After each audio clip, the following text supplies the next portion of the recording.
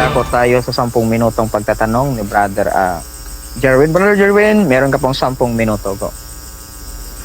Okay, unang tanong. Unang sagot. When we talk about sola scriptura, Bible lagi na, wala mo referensya. Yes or no? Yes. Mga bitaw ng sola scriptura, no? Bible alone. Unya nga sa inyong Seventh Adventist belief, Bible alone, ramo. Wala lain. Sige. Okay. So, na-follow up na ko nga pangutana. Asa maka nagkuha ng gitawag Bible alone, Bible lang yun. Alone. Ay mahatag sa ako nga scholar nga nag-ingon Bible alone, only Bible lang yun. Tagay kong scholar, kinsa. Kinsa nga mga Bible scholar? Ang inyohang Bible scholar, ang inyohang mismong Seventh Adventist, nag-ingon. Darao? Bible scholar daw, ako taga. Moderator. Oh, Moderator. Ano yung objection?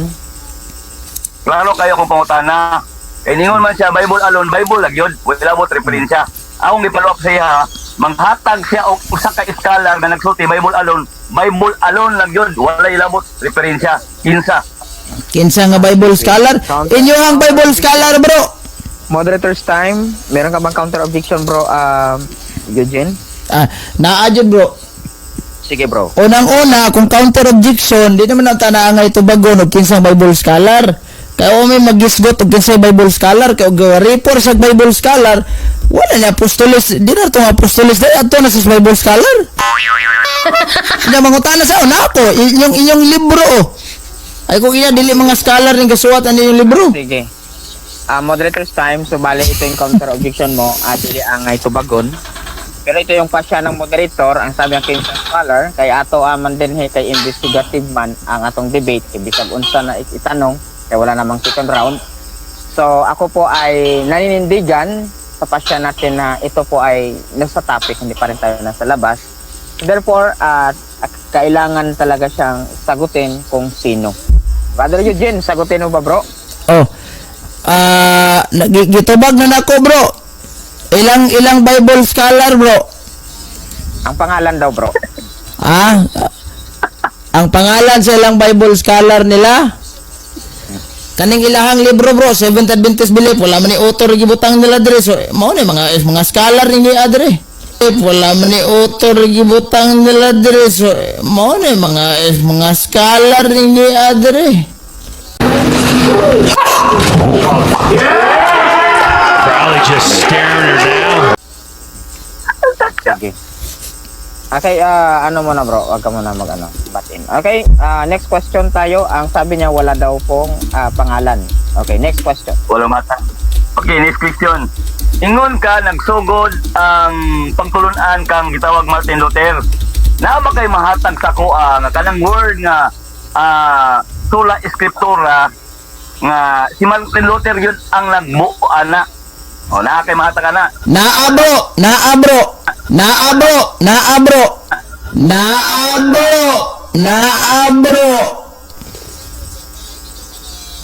Sige.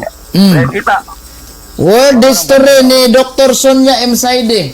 Kung basahon niya. Badila na ko basahon, bro, kay maudtan tag oras. Word history ni Dr. Sonia M. Saide. Nya mga Moderator's time. Ako na po ang next question sa ma-consume niya na oras, bro. Wag mo na magbatin. Time restriction, Brother Eugene, meron okay. na pong kung mangutana sa og Bible scholar gyud kinsa si Martin Luther. Usa po na siya.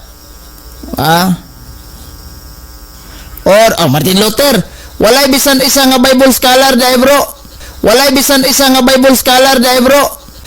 Walay bisan isa nga Bible scholar dai, bro.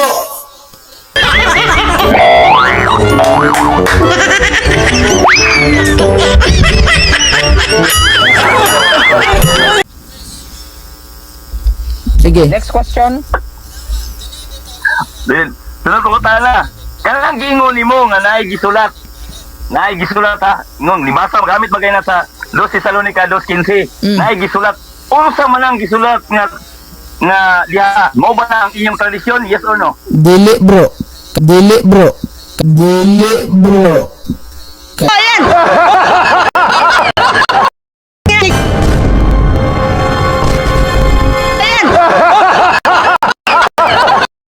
kanang tradisyon wa na masuwat. Kaning gisuwat morning kasulatan kani ka San Pablo atong gipangbasa.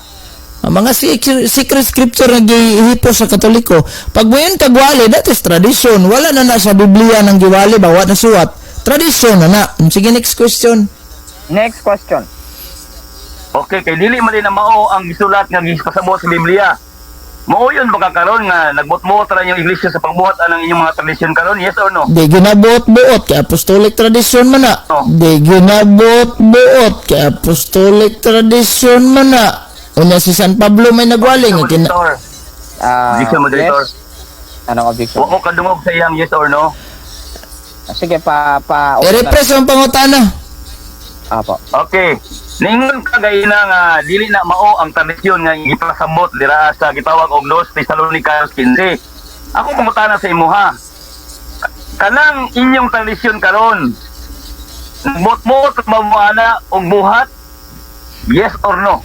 No. Wala may nagbuot-buot kay kanang among tradisyon mo nang naa sa 2 Tesalonica 2:15. Kanang term wali. Kanang term sulat mo na among gigamit Bible mo nang nami Biblia. O nakigamit ragali mo. Kanang wali mo nang tradisyon among gisunod ug kanang gitawag natog magisteryo mikatulo sa Katoliko kay tulo na ka pundisyon. Ah. Ingon ka no. No, kay inyong na tradisyon. Okay, pangutana ako. Kinsa may nagsugo sa inyo na may tradisyon nga magbuhat mo o mga tama ng mga rimulto? Kinsa Objection Mr. Moderator, wala naman na topic. Wala man, layo na. Ribulto na may amba ka ni. Anong counter objection? Wala na. Okay, contradiction. Kaya nasisgot man may tradisyon. Ang tradisyon man gud iya gin gi-claim nga ilahagi ng tradisyon diya sa 2 Tesalonica 2:15. Mamaingon niya. So kung i-counter na ko, kanang tradisyon nila nga mga rimulto, isugo ba na ni Kristo sa ilaha kay mo sana? Yes or no? Okay.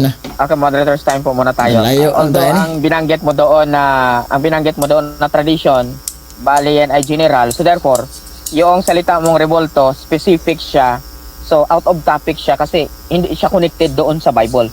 So pwede mo siya i-inline bro, yung revolto sa Bible kung connected siya doon sa praise, out of connection siya. Therefore, ang pasya ng moderator, next question.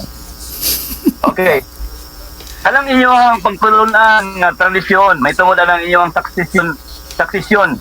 Itulo ba na ni Kristo sa inyo ha? Yes or no? Wala gihapon bro, dili out of topic na bro, succession. Ipamatuod ba sa bro? Ipamatuod ba nga kanang imong sola eskriptura biblikal na, di ka mangutana. Okay na, moderator's time na tayo. Okay, moderator's time. Okay, iwasan natin ang side comments. Ambot nig baboy sa badoron. Okay. Next question tayo. Okay, ang ako mong kong gipuan ng iyang stand. Akong gipuan ba gibali na ko yung mga stand diya ba. Okay. Pangutanan ako unsa nga tradisyon gitundo sa inyo sa Ginoo ni Jesus Christ, unsa nga tradisyon? Ang kitubag, sigwana ni topic pero tutubagon. Apostolic tradition. Apostolic tradition. Apostolic tradition. Apostolic tradition. Kanang gisunod na mo nga mga tradisyon sa mga apostol. Wa man na ma-record sa Biblia, wali ra man na nila.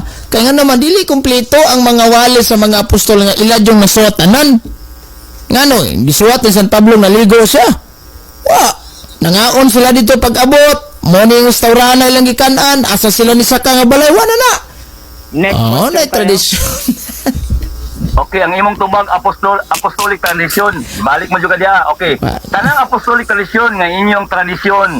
Akong pangutana. Naabay mabasa sa Biblia nga gitudo na ni Kristo? Letra por letra, yes or no? Ang apostolic tradisyon gali. unsa man? Unsa ba imong pangutana? I-repress sabi. Paulit bro. Subukan ako. Ningon ka nga apostolic tradisyon gitudo mo na ang inyong tradisyon nga gitudo sa Ginoo sa inyo. Naabay mabasa sa Biblia nga gitudo ni Kristo kat word na apostolic tradisyon. Yes or no? Walay mabasa, bro. Walay mabasa, bro. Walay mabasa, bro.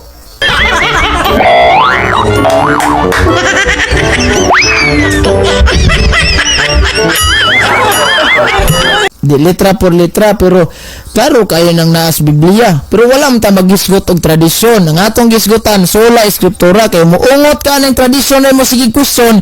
Aminado gyud ay ka nga naa gyud ay tradisyon. Dili gyud ay Bible alone lang. Ay focus mo timo. Ina brad, ako'y libro diyon, ako'y mabasaw. Ano ba? Next question. Okay. Last question ha. Okay, kanang inyong gita o reference. Kung kana siya si Muhaom sa Biblia, matawag ba na siya og true church? Yes or no? Di mo haom sa Biblia matawag og True church. Pare-praise ng question. Okay, sige. Kanang inyong referensya, naman yung referensya ninyo, mga encyclopedia, Britannica, kung dili Muhaom sa Biblia, matawag ba na siya og true church? Yes or no? ang tubag, di ko motubag. Ang tubag, di ko motubag. Kay out of topic, ganina, rebulto, karon true chat sa sab. Mga di ko motubag na bro. Moderator. Yes, an objection bro. Klaro kayo akong pangutana na ay Bible o na ay referensya. Sila, naagi sila yung referensya. O, mamanay lang pagpamatuod kay sa Eskriptura. Akong pangutana, kung ang ilang referensya dili mo haom sa Biblia, matawag ba na siya og true church? Yes or no? Klaro kayo na. Counter objection bro. Ang akong counter objection, di ko motubag ana. Kaya nga naman out of topic na. Ang iyang i-probe nga biblical basis gining sola eskriptura dahil sa focus. Okay, so Saan nang nabot mo sa di rebulto true church? justify. Okay, you-justify natin bro. Hindi ko hookman kung out of topic or nasa topic. Kundi po sa akin ay ang desisyon ng ating negative out of topic para po sa kanya. So therefore, i-grant ko po yung kanyang objection. So, bigyan kita ng isang pang tanong, Brother Jerwin, para po ay ibalik mo sa paksa yung inyong pagtatanong. Go ahead, bro. Okay. Ang sola eskriptura ba? Ang sola eskriptura ba? Muhaom sa Biblia, sumala sa akong gibasa kay na. Yes or no? No, di mo haom. Kay way apostol nagtudlo, walay propetang nagtudlo, way kristong nagtudlo. Imo-imo ra na. Sa ato pa on interpretation ra nimo nya. Ningon ba ka ganina nga imong kutlong Biblia nga bawal ang self interpretation. Disgrasya jud ka ni simpiro. Next question. Time po. So, ayun, maraming salamat na napakagandang presentations.